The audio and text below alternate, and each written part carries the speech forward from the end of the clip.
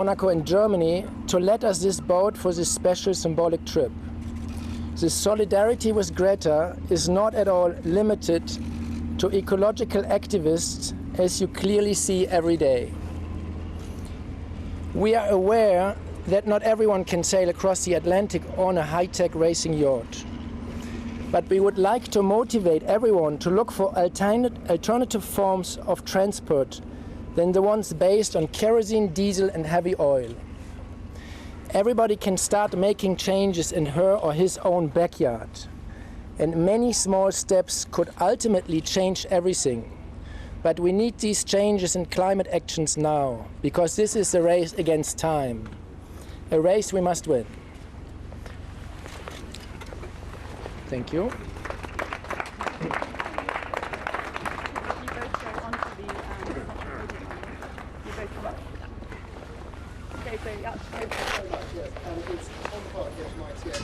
Greta, I would like to know from you, the founding fathers left from here to go to the US. I don't think they got a send-off quite like this. Can I get your reaction to the following that you managed to create and what that means to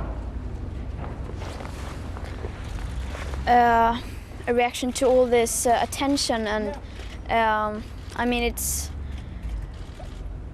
great that the media wants to write and are interested in climate-related subjects, even though there are many others who are more relevant than this. But yeah. If I may just quickly, what are the rest of us supposed to do? As you said, not everyone can go across the Atlantic on a racing yacht. Obviously, the rest of us can't choose this way to get to Europe. What do you say to the rest of the world who can't follow in your footsteps exactly? I mean, I am not telling anyone what to do or what not to do. I'm just doing this because I want to do this myself, and I am one of the very, very few people in the world who actually can do this, and then I think I should take that chance to do this. Gentleman there with the glasses on, yeah, thank you.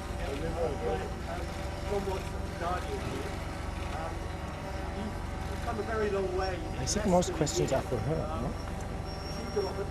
How big a challenge is this? Not just crossing the ocean, but going to the most climate hostile country, arguably on Earth, where some climate deniers have been very rude about you on Twitter and otherwise. So how would you do that, and how big a challenge is that? Second question, what else will you do in the Americas? You'll be there for 9 months. You'll have the 2 climate summits. Will you also go to Brazil? I mean, of course, this is a big challenge. I don't think, I mean, I'm not the one who are going to take us there. It is Boris and Pierre. So, but of course, it's going to be challenging for everyone on the boat. Probably that is what you have to expect, and I mean, there are always going to be people who don't understand or don't accept the united science, and I mean, I will just ignore them, because I mean, I'm only acting and communicating on the science, and if they don't like that, then I mean, what have I got to do with that?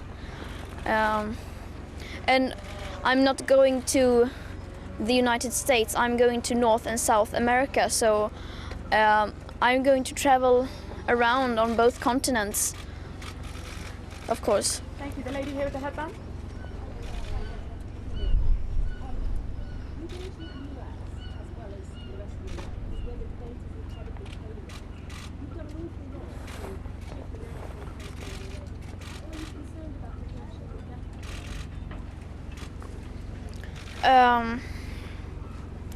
I mean, I'm not concerned about reactions. What I'm concerned about is whether we will do something or not, whether the people in power will react and act with necessary force.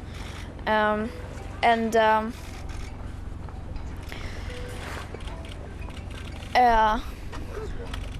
where was I? Yeah, and of course there are people who want climate delayers who want to do everything to shift the focus from the climate crisis to something else, or want to make people question the science. And I'm not worried about that. I'm just going to do as I want to do and as I think will have most impact. Blonde lady over there, yeah. Hi Greta, Kathy from activism who is local news here.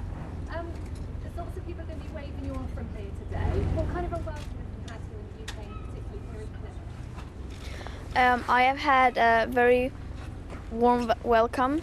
I haven't been public about where I'm going, so but I have been welcomed by people who I know and who are helping me, and so yeah. Gentleman down here. Yeah, hi, it's Ben Webster from the Times. I know you want to attend two conferences, the Secretary General Summit in September and then the summit in Chile. People say you could have attended these conferences or spoken at these conferences by video link without actually travelling, and then you would have saved yourself the journey and set an example that you can attend these things virtually. What do you say to that? Of course I can do that, and I have attended several conferences and meetings by video link, but unfortunately my experience is that those attendances doesn't get any attention at all, and I have been invited there to speak. I've not been invited there to speak on link, and I think it will do more good if I and the people there, young people, were actually there instead of by video link. Lady here in the scarf. Hi, Greta. I'm Svante from the television. I wonder, where do you get your strength from with this will to go forward? Is it worry? Is it anger? What is it what drives you and gives you the power to go for it? Because it's quite exhausting as well. I think I get my energy from that. I know this is a very big problem, and I have read a lot of and I sort of understand the problem in a way, in many ways, and then I just have decided that I am going to do everything I can, and I think that is what keeps me going, just the dedication. I know I will do everything I can, and also the fact that some things are actually changing. I think that especially the mindsets of many people is changing, even if that is not enough, and even if it's not fast enough, it's at least something, so it's not for nothing. Sorry, hi Greta. You've met with many world leaders, you've met with the Pope, you've met with the head of the UN. Donald Trump is one of the only people who doesn't seem to listen. Earlier you said that it may be a waste of time speaking to him, but don't you think that maybe you, of all people, has the power in person to maybe make him reconsider what he thinks about what's happened to this planet? No. No. As simple as that? Yes, I mean, I don't see if anyone else has succeeded. I'm not that special. I can't convince everyone, and instead of speaking to me and to the school striking children and teenagers, they should be talking to actual scientists and experts in this area. Lady in blue, yeah. Susan Ormston from Canadian television. Hi Greta. Two questions. I know that people can't sail across to America easily, but do you want people to take fewer flights? And secondly, what is the thing you think about most about spending 2 or more weeks on that vessel? As I said before, I don't tell people what to do. I don't tell anyone what to do or what not to do, and I will just leave it there. I mean, people can do what they want, and yeah, and how I'm thinking about this trip, or I think it will be very quite an adventure. It will be a very new experience for me, at least, and and of course I expect it to be challenging sometimes, and but also good most of the time. What would be challenging? I mean, maybe, I don't know, seasickness. I mean, of course, many things, but I will have to manage that. It's not a lot. More people in the world are suffering a lot more than that. So, yeah. Lady back there, yeah. Hi Greta, the United Nations at New York have been negotiating the future of the high seas, as you say. So, before the Paris agreement for the ocean, just wondered what message you would give to people that live there? I mean, the same thing.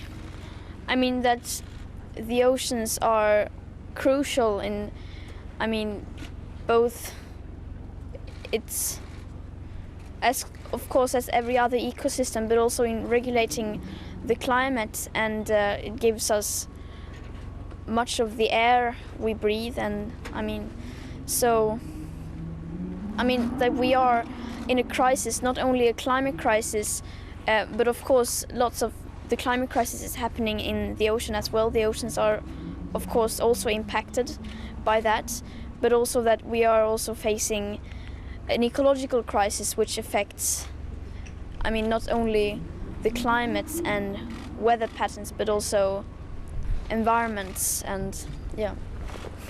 And the lady down here in yellow. You're inspiring Greta many young people.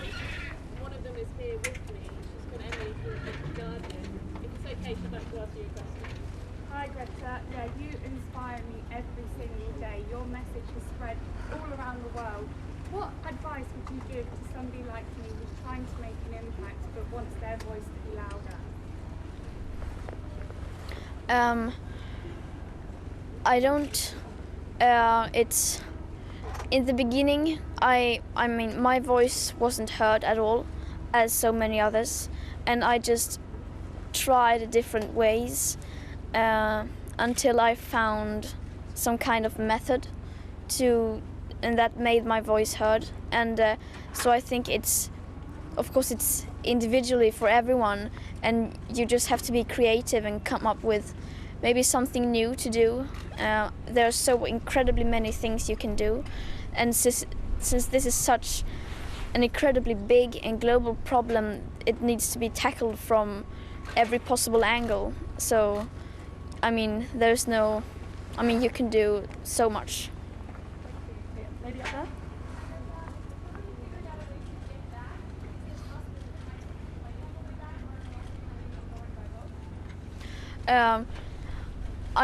What I'm thinking now is that I'm only going to take like step by step, and I will have to do as I feel, of course. If I don't have anything planned right now, but I'm going to travel around there for I don't know how long, and that is intentionally because I want it to be very loose and not to have a very tight and a very tight schedule, because I want to change things as time goes by. And so so yeah, I don't know yet how I will get home. There's the question here, yeah. Yeah, hiya, I'm Marianne from the Ecologist magazine. Peace activist Santiago has described you as something more than a human being, and he says that you are driven by a divine force. And he also says that your message has to be given by a young woman in these times of environmental crisis. What is your response to that? I'm definitely not more than a human being. I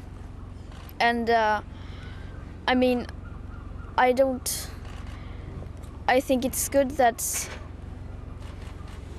someone's voice is getting heard. There are so many people whose voice are getting heard in this matter. So every person who fights for the same thing and whose voice gets heard is very important, and it doesn't really matter who that person is, what background that person has, as long as it has dedication and wants to fight for a better world.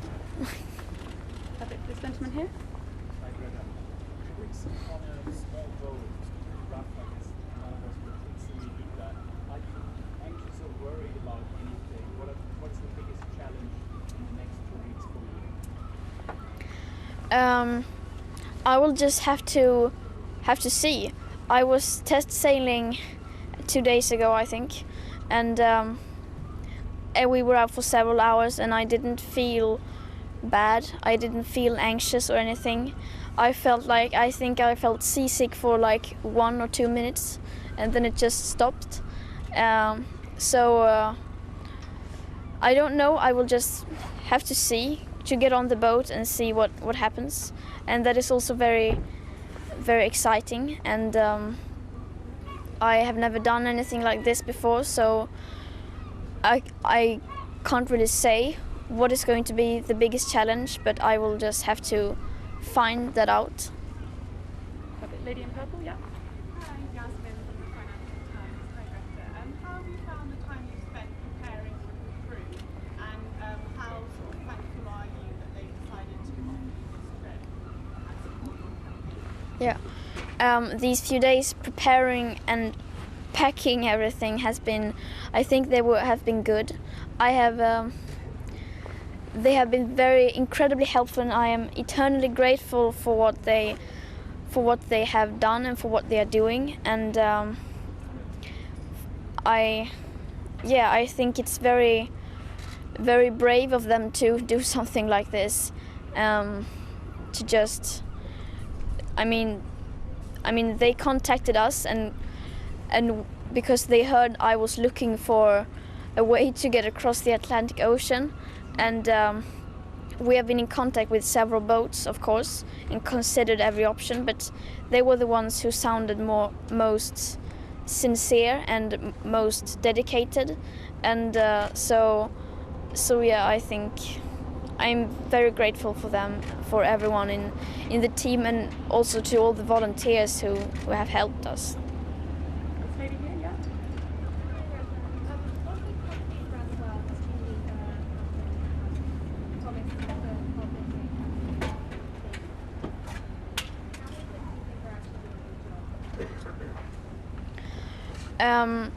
I mean, we will just simply have to see that. I mean, if they succeed in reducing enough CO2 emissions, then of course they have succeeded in doing that. And if they won't, then they haven't.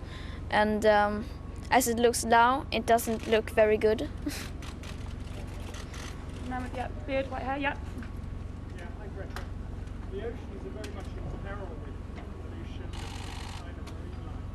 Just wondering if you're looking forward to seeing any marine life out there on your travels. Yes, I am very much looking forward to that. If we see any marine animals, and yeah, that will be an experience.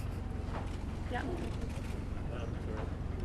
It will be the anniversary of your first strike while you're in the middle of the Atlantic, I guess. 20th, is that right? How do you plan to mark it?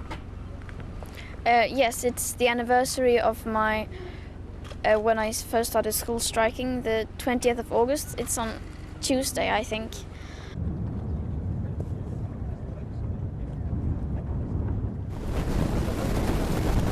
How do you plan to mark it? Yes, it's the anniversary of my when I first started school striking, the 20th of August. It's on Tuesday, I think.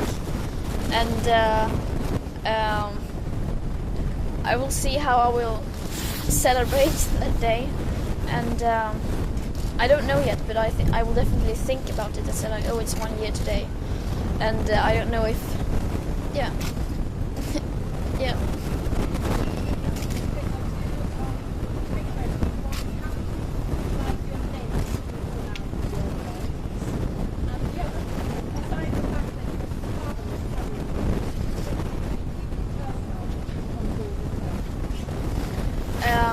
I mean, I don't really care how my name is pronounced. I think it's fun that everyone pronounces it differently. But I say Greta Thunberg.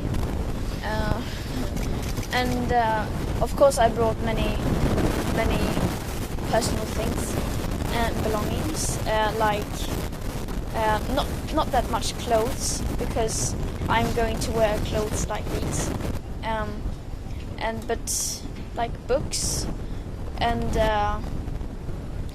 like some kind of board games which doesn't fall around too much, and yeah. Yes, I have one little rabbit which I received from someone I know for this trip. So it's been a year since you started the school strike, and you've created a huge movement. You're now talking to lots of our leaders. Is there a next step beyond this? Do you have another plan of how to even increase the pressure on our leaders? Not any big like specific plan. As I always say, I would just have to take it as it comes and work together with lots of other people and activists and experts to try together to make as much difference and improvement as possible. Hi, so Ben Webster again. What do you say to millions of other European teenagers who dream of going to America? Are they likely to ever be able to do that? That's not something I can answer to. They can go there if they want to. So I think that is something you have to tell someone else.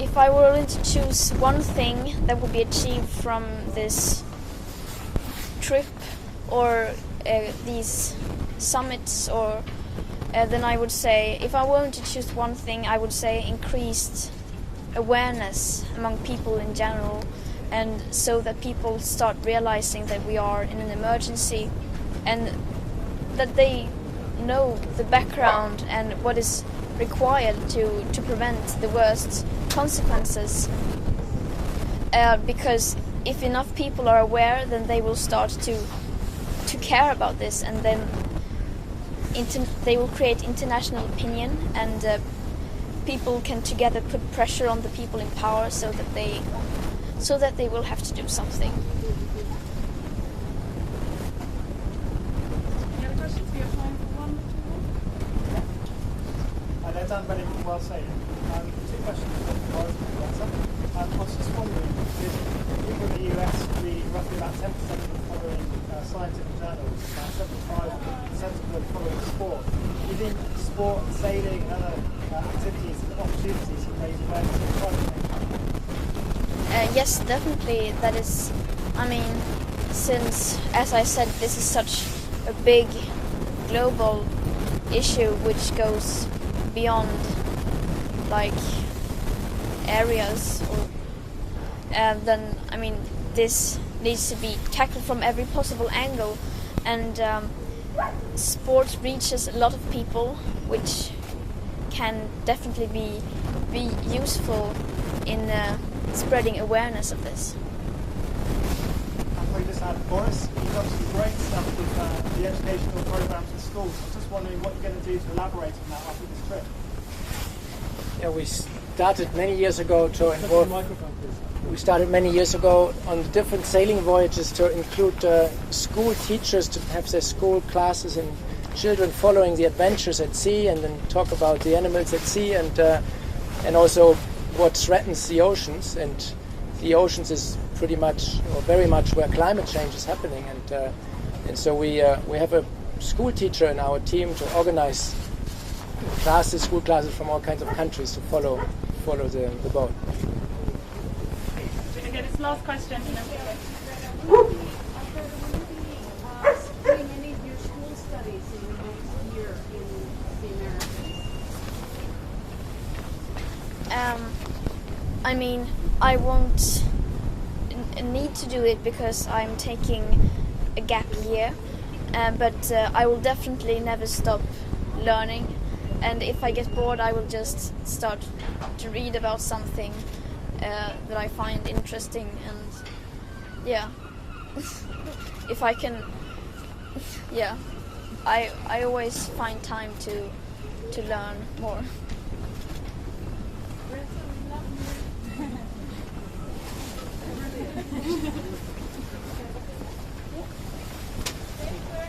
Thank you.